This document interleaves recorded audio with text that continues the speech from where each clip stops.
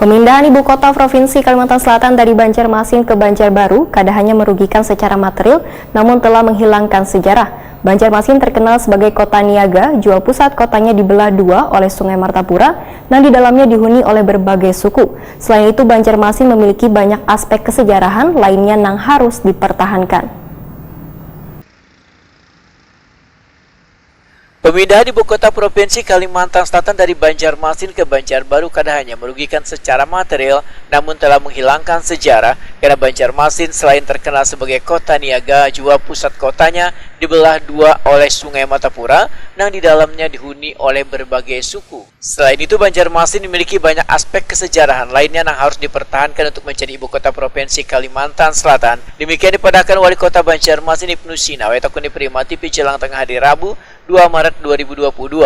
Menurut Ibnu Sina, jika mengacu pada perubahan 7 rancangan undang-undang yang disahkan menjadi undang-undang oleh DPR RI meliputi Undang-Undang Provinsi Sulawesi Selatan, Sulawesi Tengah, Sulawesi Tenggara, Sulawesi Utara, Kalimantan Timur, Kalimantan Selatan, dan Kalimantan Barat, karena perubahan ibu kota provinsi di beberapa provinsi ini membuktikan jika daerah tersebut menghargai aspek sejarah, namun hanya ibu kota provinsi Kalimantan Selatan yang berganti dari Banjarmasin ke Banjarbaru.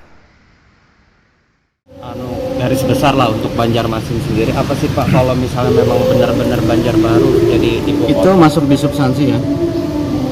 Kalau yang kita mau ini kan prosedur ya, secara formal ya. Bukan materialnya, formalnya ya prosesnya. Mungkin kalau kerugiannya ya mungkin relatif lah, tidak ada yang dirugikan. Kalau ada untung, ada rugi, itu hal yang biasa. Tapi bagi kita misalnya, pertama ya sejarah Kalimantan Selatan aja.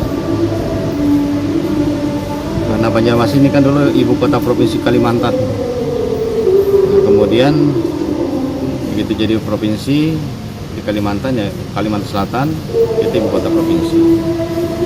Artinya ada aspek kesejarahan, ya, ada aspek lain yang kemudian mau kita pertahankan.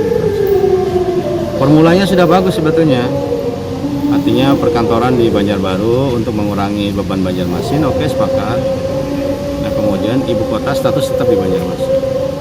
Kemudian lagi dari 7 undang-undang provinsi yang disampaikan itu kan tetap semua ibu kota. Kenapa hanya Banjarmasin, Kalsel aja yang berubah ibu kotanya?